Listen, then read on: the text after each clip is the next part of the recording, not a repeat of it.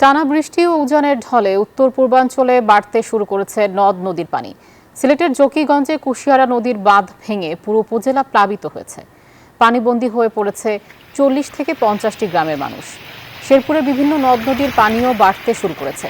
কুড়িগ্রামে তিস্তার পানি বেড়ে প্লাবিত হয়েছে নদী অববাহিকার চরাঞ্চল সহ নিম্নাঞ্চল। এছাড়া ব্রাহ্মণবাড়িয়ার আখাউড়ায় অন্তত 10টি গ্রাম কম বেশি প্লাবিত হয়েছে।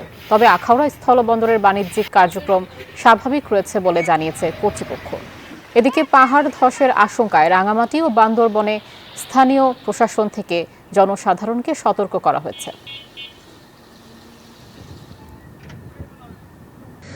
ধন্যবাদ আশা। আপনি যেমনটি বলছিলেন যে গত 2 দিন ধরে কিন্তু এই তিস্তার ভয়াবহ রূপ দেখা দিয়েছে এবং পানি কিন্তু 20 সেন্টিমিটার নিচ দিয়ে প্রবাহিত হয়। আজকে কিন্তু পানি কমে প্রায় 90 সেন্টিমিটার নিচ দিয়ে তিস্তার পানি প্রবাহিত হচ্ছে। ইতিমধ্যে কিন্তু গত 2 দিন ধরে ভারতের গজলডোবা থেকে যে তিস্তার যে পানি ছেড়ে দিয়েছে, ছেড়ে দেওয়ার পরে কিন্তু এই বাংলাদেশের অংশে অর্থাৎ তিস্তার লালমনিরহাট জেলার আদিতমারি থেকে শুরু করে লালমনিরহাটের 5টি উপজেলায় এই বন্যায় কিন্তু মানুষের বোরো ক্ষেত এবং বাদাম ক্ষেত কিন্তু চলে গেছে, অনেক কিন্তু নষ্ট হয়ে গেছে। এতে কৃষক কিন্তু কঠিন ক্ষতিগ্রস্ত হয়ে পড়ছে। এদিকে পানি উন্নয়ন বোর্ড বলছেন যে ভারতের সিকিম রাজ্যের যে পানি বৃদ্ধি পাওয়ার কারণে কিন্তু বাংলাদেশের অংশে কিন্তু তিস্তার পানি বেড়ে গেছে এবং ইতিমধ্যে কিন্তু আদিতমারির এবং মহেশখোচা এলাকায় কিন্তু কিছু ঘর বাড়িতে পানি প্রবেশ করেছে এবং রাস্তাঘাটে প্রবেশ করে কিন্তু এই তিস্তার ভাঙ্গন দেখা দিয়েছে।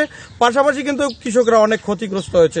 আমরা পানি উন্নয়ন বোর্ডের সাথে কথা বলছি। পানি উন্নয়ন বোর্ড বলছেন আজ ভোর থেকে কিন্তু তিস্তার পানি কমতে শুরু করেছে এবং তিস্তার পানি বর্তমান 90 সেন্টিমিটার নিচ দিয়ে পানি প্রবাহিত হচ্ছে। এই ছিল আমার কাছে সর্বশেষ। ফিরে যাচ্ছি স্টুডিওতে।